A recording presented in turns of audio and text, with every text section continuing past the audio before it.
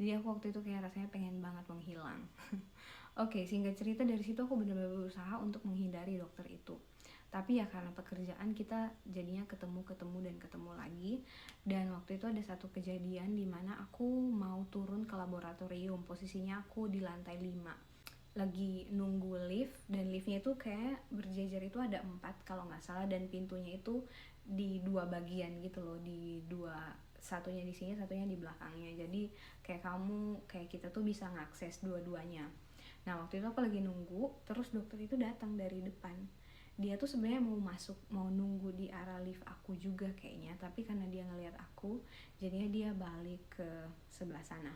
Jadi dia nunggu di baliknya, dan aku pun berharap untuk nggak satu lift sama dia, jadinya bakal awkward banget kan, karena kejadian yang udah terjadi. Singkat cerita, liftnya kebuka, terus bagian dia juga pasti kebuka dong, karena kan dia mencet yang sama. Jadi kayak dua-dua pintu kebuka. Kalian ngebayangin gak sih, kayak kamu ngelihat dia ngelihat kamu, dan kalian harus mau nggak mau masuk ke dalam lift itu. Jadi kayak benar-benar atmosfernya udah beda banget. Aku kayak aduh ngapain sih, ya udahlah ya masuk. Terus agak diam-diaman dikit, terus dia mulai ngomong. Kayak orang Jerman kan nggak ada basa-basi ya, langsung to the point gitu kan. Terus dia bilang, kamu anak baru ya di sini, makanya siswa baru. Terus aku bilang iya.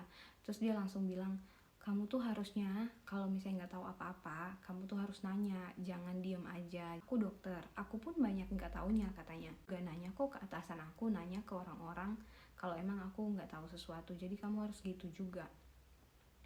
Jadi kamu bisa lebih banyak belajar katanya gitu.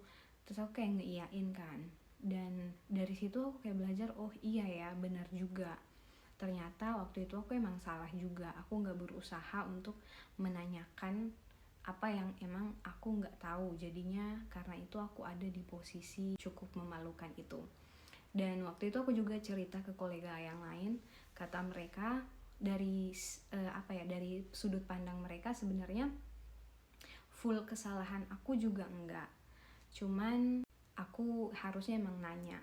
Terus yang kedua, cara dari dokter itu untuk berkomunikasi ke kamu harusnya nggak kayak gitu. Kalau emang dia waktu itu stres atau benar-benar kecapean atau apapun, harusnya nggak ngelampiasin ke aku. Ditambah di situ ada banyak orang, ada pasien juga kan. Jadi kayak harusnya dia bisa lebih bijaksana dalam berkomunikasi dan lebih respect lagi, karena cara dia komunikasi ke aku, cara dia ngebentak waktu itu bukan satu hal yang profesional.